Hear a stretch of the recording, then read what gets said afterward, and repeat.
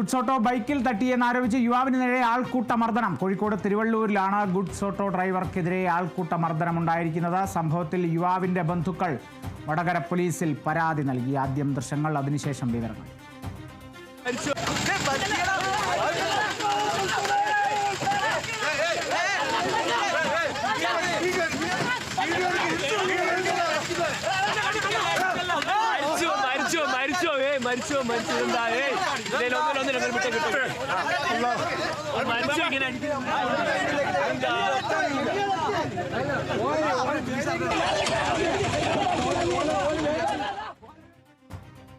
Riyas KMR ചേരുന്നു കൂടുതൽ വിവരങ്ങളുമായി. റിയാസ്, ആ ദൃശ്യത്തിൽ കേൾക്കാം, നമുക്ക് ആ ശബ്ദം. ആൾ മരിച്ചു പോകും എന്നിങ്ങനെ ഒരാൾ സൈഡിൽ നിന്ന് പറയുന്നത് അത്രത്തോളം ക്രൂരമായ മർദ്ദനമാണെന്നുള്ളത് ദൃശ്യങ്ങളിൽ നിന്ന് നമുക്ക് കണ്ട് മനസ്സിലാക്കുന്നു.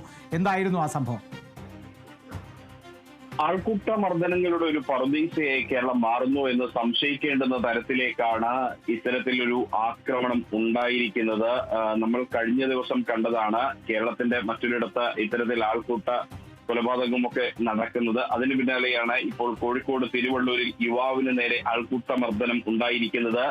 ഈ പരാതി ഇപ്പോൾ വന്നു എന്നുള്ളൂ. തിങ്കളാഴ്ച രാത്രിയിലാണ് ഈ സംഭവം നടന്നത്. കൽപ്പറ്റൂർ സ്വദേശിയായിട്ടുള്ള യുവാവിനാണ് മർദ്ദനമേറ്റത്. കോഴിക്കോട് തിരുവള്ളൂരിൽ വെച്ചാണ് ഗുഡ്സ് ഓട്ടോ ഡ്രൈവറായ ഈ യുവാവിനെ ക്രൂരമായി ആൾക്കൂട്ടം ആക്രമിക്കുന്ന ഒരു സാഹചര്യം ഉണ്ടായിട്ടുള്ളത്. ഇതിൽ യുവാവിന്റെ ബന്ധുക്കൾ വടകര പോലീസിൽ പരാതി നൽകിയിട്ടുണ്ട്. കൽപ്പറ്റൂർ സ്വദേശിയായിട്ടുള്ള ഈ ഗുഡ്സ് ഓട്ടോ ഡ്രൈവർ തിരുവള്ളൂർ ഭാഗത്തേക്ക് പോയതായിരുന്നു. ആ സമയത്ത് അവിടെ ഉണ്ടായിരുന്ന ഈ ഒരു ബൈക്കിൽ ഈ ഒരു ഗുഡ്സ് ഓട്ടോ തട്ടി, പിന്നാലെ വാക്കുതർക്കമുണ്ടായി. അതിനെ തുടർന്നാണ് ഈ കൂട്ടമർദ്ദനം ഉണ്ടാകുന്ന ഒരു സാഹചര്യം ഉണ്ടായിട്ടുള്ളത്. ഈ പരാതിയിൽ ബന്ധുക്കൾ പറയുന്നത് ഈ യുവാവിന് മർദ്ദനത്തിനിരയായിട്ടുള്ള യുവാവിന് നേരത്തെ മാനസിക പ്രശ്നമുണ്ടായിരുന്നു. അതിന്റെ ചികിത്സ തുടരുന്ന ഒരാളാണ്, അത് ചികിത്സ തേടിയ ആളാണ്.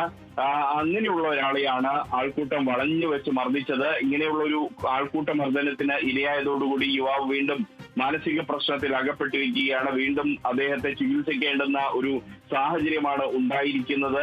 അതുകൊണ്ട് തന്നെ ശക്തമായ നടപടി വേണമെന്നാവശ്യപ്പെട്ട് വടകര പോലീസിൽ പരാതി നൽകിയിട്ടുണ്ട്. ആ ദൃശ്യങ്ങൾ കാണുമ്പോൾ തന്നെ എത്രമാത്രം ഹീനമായ ഒരു അക്രമമാണ് അവിടെ നടന്നത് എന്നത് വ്യക്തമാകും. ഇതിൽ പോലീസ് അന്വേഷണം തുടങ്ങിയിട്ടുണ്ട്. തുടർ നടപടികൾ ഉടൻ സ്വീകരിക്കുമെന്നാണ് അറിയുന്നത്. ശരി, റിയാസ് KMR ആണ് വിവരങ്ങൾ നൽകിയത്.